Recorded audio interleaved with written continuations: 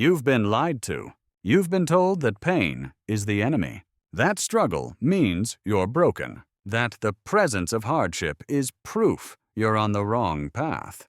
But hear this clearly. Pain is not your prison. It's your passage. It is not a curse. It is the currency of greatness. No one escapes it. Not the bold. Not the brilliant. Not the blessed. Every man and woman who ever built anything that mattered walked through their personal hell to reach it. And they didn't just endure pain, they paid with it. Because pain is the price. The toll booth at the border between average and exceptional. Think about it. Was it comfort that made Lincoln rise? No. It was the deaths he carried in his soul. The grief. The ridicule. The war raging outside and within. Was it ease that forged Edison? No. It was failure, 10,000 failures that etched his name into the fabric of human progress. Was it applause that elevated Carnegie? No. It was the humiliation of poverty. The hunger that made him vow he'd never taste helplessness again. And what about you? What have you been calling punishment? That might actually be preparation. What if the pain you're experiencing right now, the setbacks, the silence, the rejection isn't life being cruel? What if it's the universe checking your credit score for greatness? Because here's the truth. You don't rise in the sunshine. You rise in the storm. You rise in the silence. You rise when your heart is breaking. And you show up anyway. That's where strength is built. Not in the victory, in the valley, in the place where everything inside you says quit. And something deeper whispers. No, you think resilience is a trait. No, resilience is a decision to keep going without guarantees. To keep believing when the evidence says stop. To keep moving when you're surrounded by doubt. This world doesn't need more people who can smile when things are good. It needs warriors who can lead when everything hurts.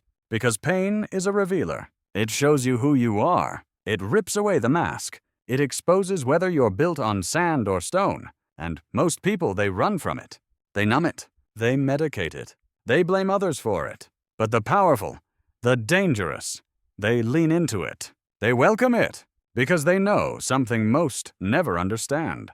Pain is information. It tells you where the work is. It tells you where the fear lives. It tells you where the limits are and invites you to break them. And no, it's not fair. It's not fair that you lost what you lost.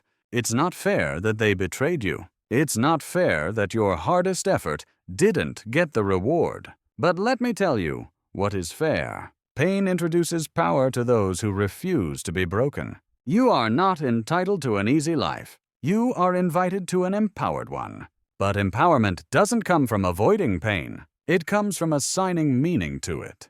Because pain without meaning becomes suffering. But pain with purpose becomes fuel. And right now, that choice is yours. You can keep cursing the weight, or you can start lifting it. You can keep asking, why me?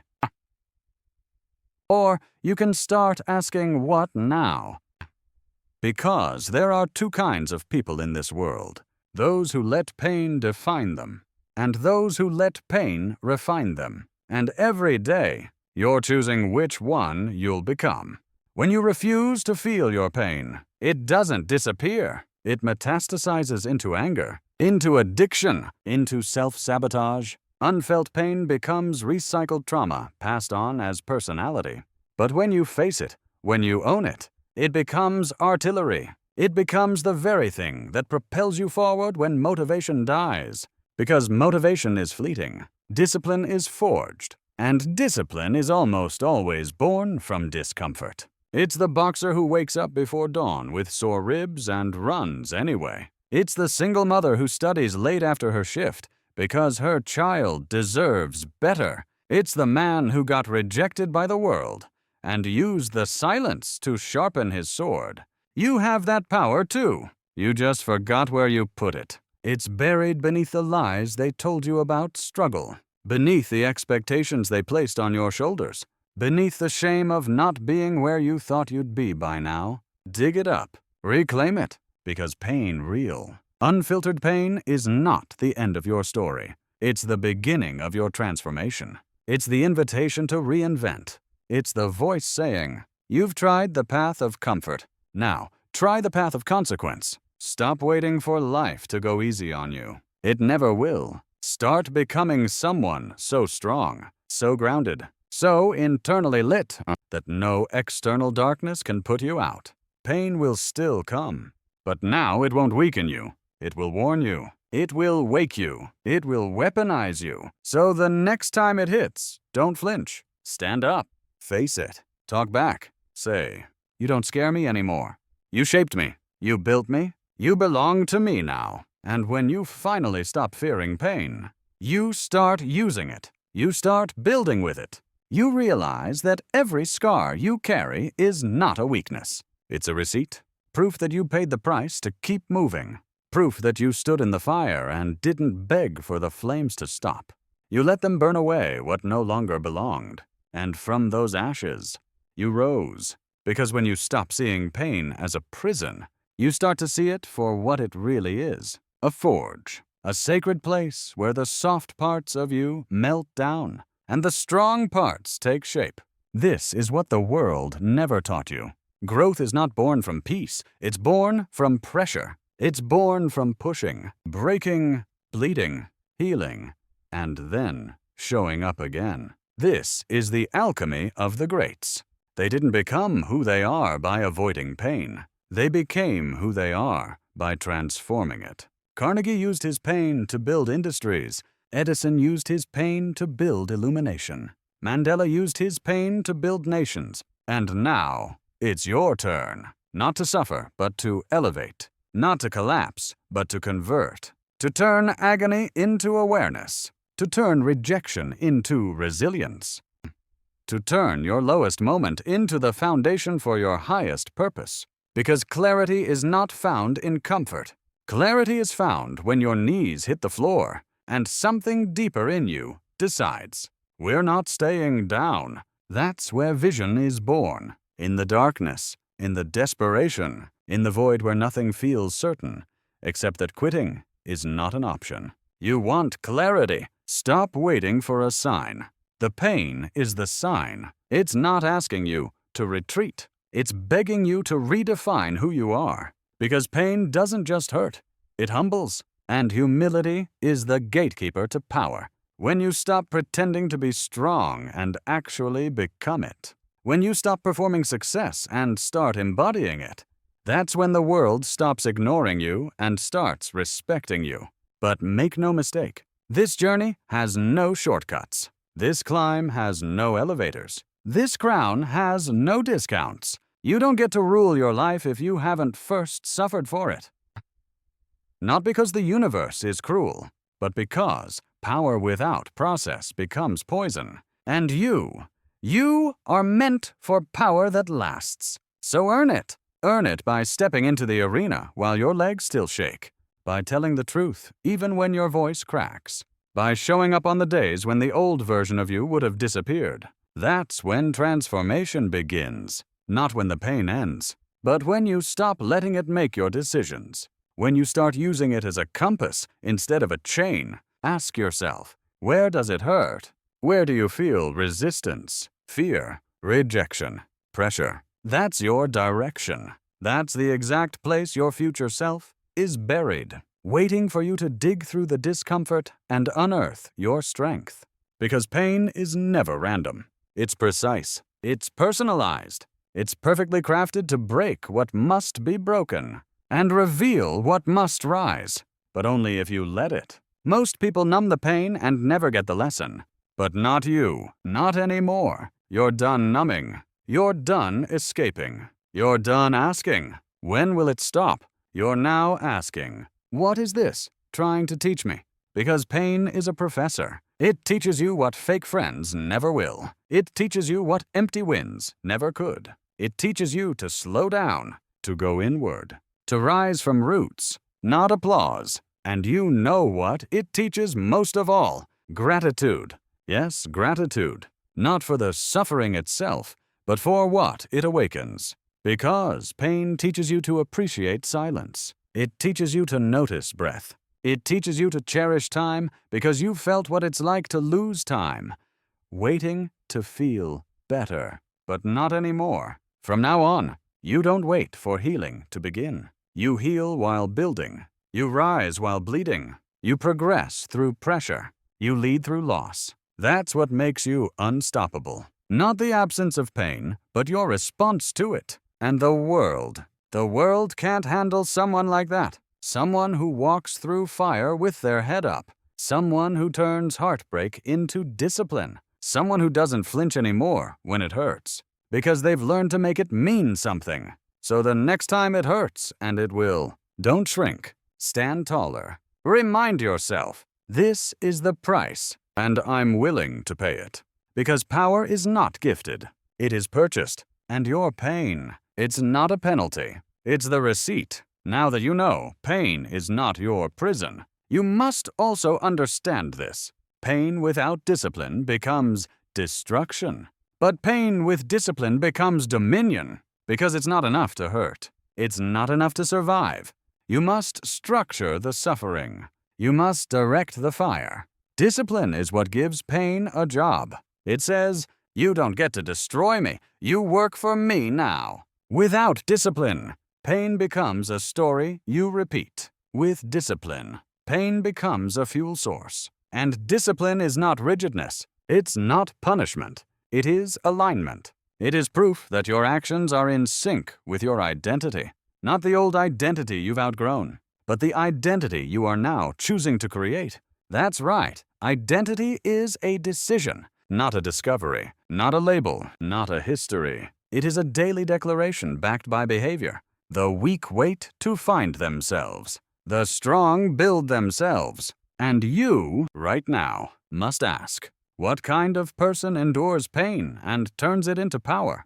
That's the person you become by living like them, not thinking like them. Living like them, discipline is the translation of desire into decision. You say you want strength, then rise when it's dark. You say you want power, then do the thing you fear, while fear is screaming in your chest. You say you want transformation, then earn it through repetition, not inspiration. The greats were not born disciplined. They were broken into discipline by the weight of their responsibility. They didn't always feel ready. They just kept showing up until readiness was irrelevant. You think Frederick Douglass waited to feel strong before he spoke. You think Harriet Tubman waited for certainty before she walked.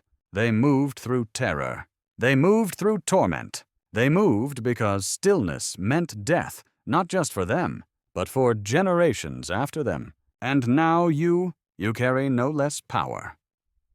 You carry no less responsibility, because someone is watching you right now, waiting to see if you'll rise or retreat. Someone is learning from your silence or your strength, and you get to decide what they inherit. Will you pass on hesitation, or will you pass on conviction? Will you hand them your excuses or your example? Discipline is how you lead, not with words, but with will. And when pain hits, and it will, you don't collapse. You calibrate. You don't run. You reset. You breathe through it. You remember who you are. You remind your body, your mind, your fear. We don't bow here. Because here's another secret. Your emotions do not get to be in charge. Yes, they matter. Yes, they inform. But they do not decide. Your decisions decide. You cannot build your destiny on feelings, because feelings change with the weather. But purpose is unshakable. You don't rise because you feel like it. You rise because it's who you've decided to be. You don't train because it's easy. You train because you're loyal to a vision. You don't speak truth because it's popular. You speak truth because you refuse to lie to yourself anymore. Discipline makes sure that when pain knocks on your door, you're not caught off guard. You're ready. You've got a schedule, a standard, a system, and pain doesn't get to interrupt it. It might slow you down. It might shake you, but it does not derail you, because pain is temporary. But identity is daily. And with every disciplined decision, you vote for the version of you that cannot be moved. And over time, those votes add up. Suddenly, your confidence isn't manufactured. It's earned. Suddenly, Your strength isn't a mask. It's embedded in your rituals. Suddenly, pain no longer scares you because you've met it so many times. You know its name, and it knows yours, and it respects you now.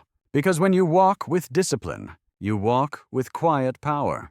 The kind of power that doesn't beg, the kind of power that doesn't yell, the kind of power that doesn't need to prove it, proceeds. And in a world of chaos, that kind of presence is rare. It's magnetic. People won't know why they're drawn to you, but they will feel it, because discipline radiates, and it only radiates because it was built on the back of pain. So the next time you feel broken, the next time you feel beaten down, bent over, bitter, remember, this pain was not a mistake. It was the furnace where you forged the spine to stand again. It was the fire where you melted fear into focus. It was the place where your old self cracked, so your real self could rise. Let it burn, because what remains will be untouchable. And now that discipline is alive in you, now that the fire doesn't just threaten you, but trains you, you are ready for the truth most people avoid. Resilience is not what you think it is. It's not about bouncing back. It's about bouncing forward. It's not about staying the same. It's about evolving every time life tries to break you.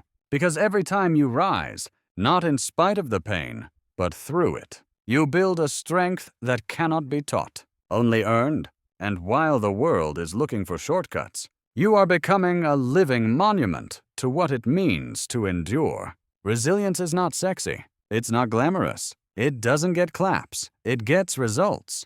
Because the ones who last, the ones who stay standing when the smoke clears, are not the most gifted. They are the most grounded. They don't chase applause. They chase alignment. They don't need external force. They move from internal fire. You want to know who wins in this life. Not the loud, not the lucky, the one who won't go away, the one who keeps showing up when the room is empty, when the results are quiet, when no one believes but them. Because that's where true resilience lives. It doesn't show up in perfect speeches or highlight reels. It shows up when you're tired and angry and numb and uncertain, and you do the work anyway. Resilience is that extra breath when your lungs are screaming. It's that extra rep when your muscles beg for rest. It's that second wind of faith when the first one ran out weeks ago. You can't fake it. You can't fabricate it. You forge it with repetition, with grit, with unrelenting emotional leadership. Because now it's not just about you. Someone out there needs you strong. They may never tell you. They may never thank you. But they are watching. And your rise is becoming their reason. You want legacy. It's not found in what you say. It's found in what you survive. Legacy is built in the decisions no one sees. The days you want to scream, but choose stillness. The mornings you want to stay down, but rise on instinct. The moments you want to quit, but lean in deeper. That's what you're really made of. And if you ever doubt it, remember this. The fact that you're still here means pain did not win. You may be scarred, but you're sharper. You may be tired, but you're trained. You may be bent, but you are unbreakable. And now you carry something inside you that comfort can never replicate. Conviction. Conviction that you are no longer made of glass. You are no longer fragile. You are no longer waiting for ideal conditions to give you permission to live fully. You've buried the excuses. You've buried the old identity. You've buried the need for approval. And now you build your character in the dark. You build your vision when the road is still foggy. You build your future with hands still shaking, but never stopping. Because the world doesn't need more noise. It needs examples. It needs blueprints. It needs people like you who know what it feels like to bleed, but kept building. And if that's you, then know this. Your pain was never meant to punish you. It was meant to promote you. It was meant to carve out space for something sacred. Not soft, not easy, but sacred. The version of you that can stand in front of your past and say, "Thank you for what you took, but you don't get the rest of me." And then you walk forward, not timidly, but terrifyingly committed to your path, to your standard, to your why. And that why, that purpose, it's bigger now, because you've walked through fire to hold it. You've lost things you can never replace. You've buried chapters that once defined you, but in doing so, you uncovered a truth that most never find. Power isn't given, it's taken. Pain isn't your enemy, it's your entry point. And this life, it will not wait for you to feel worthy. You must move as if you already are. You must walk as if it's already yours. You must act as if your future depends on what you do now. Because it does. This is the battlefield of destiny, not in the headlines, not in the milestones, but in the mundane, the quiet, daily war between the version of you that wants comfort and the version of you that demands conquest. And only one can win. So ask yourself right now, who will I be today? The one who bows to emotion, or the one who leads it? The one who lets pain break them, or the one who lets pain build them? The one who reacts, or the one who rises? The choice is yours, and it always has been. So here we are, at the edge between who you've been and who you're about to become. You've walked through the valley. You've stood in the storm. You've made peace with pain, not as your captor, but as your catalyst. Now you must answer the only question that will ever matter. What will you do with everything you've survived? Will you let it fade into background noise, just another hard season, just another temporary test? Or will you immortalize it? Because that is the power you now carry, to take everything you've been through, the broken moments, the sleepless nights, the fear, the rage, the scars, and forge them into tools. Tools to build, tools to lift others, tools to chisel your name into the legacy of those who did not fold. Understand this. Greatness is not measured by what you endured.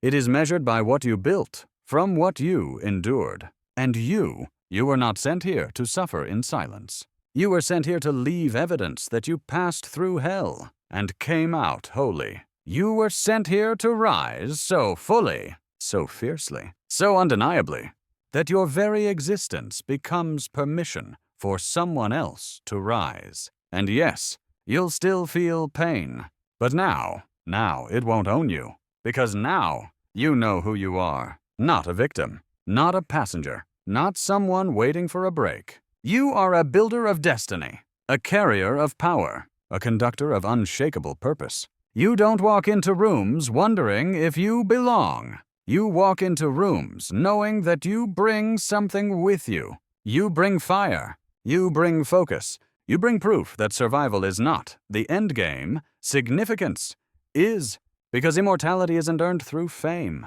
It's earned through impact. And the deepest impact always comes from those who bled first. You think Martin Luther King didn't feel fear before he marched? You think Mother Teresa didn't feel overwhelmed before she served? You think every leader you admire didn't wake up some mornings wondering if they were enough? They did, but they moved anyway. And so must you. Move with fear, move with doubt, move with pain still echoing through your ribs. But move, because that's how legacy is written. Not with certainty, but with commitment. The world will try to convince you that your story doesn't matter, that your pain disqualifies you, that your past defines you. But the truth, your pain is what qualifies you. Your wounds are not shame. They are evidence. You bled, you broke, you healed, you kept going. And now you rise with eyes that have seen the abyss and refuse to let it swallow you. You rise with a voice sharpened by silence, a will strengthened by waiting, a vision clarified by everything you almost gave up on. And when you speak now, you speak with authority, not because you know everything, but because you survived enough to know what matters. Discipline, courage, conviction, service, sacrifice, truth. That is your language now. That is your rhythm now. That is your legacy in motion. So when the world asks you, how did you make it through? You won't say luck. You won't say talent. You'll say, I stopped waiting for the pain to pass. and I let it shape me into someone who never needed to escape again. That's what power looks like. Not loud, not perfect, but real. The kind of power that walks with weight. The kind of power that doesn't beg for peace, it builds it. The kind of power that turns pain into presence. So take one last look at the past. Not with sadness, but with respect. It built you, it refined you, it stripped away the noise and left only truth. And now, the world will meet a different you, not because the pain ended, but because you've finally become bigger than the pain. You've crossed the line.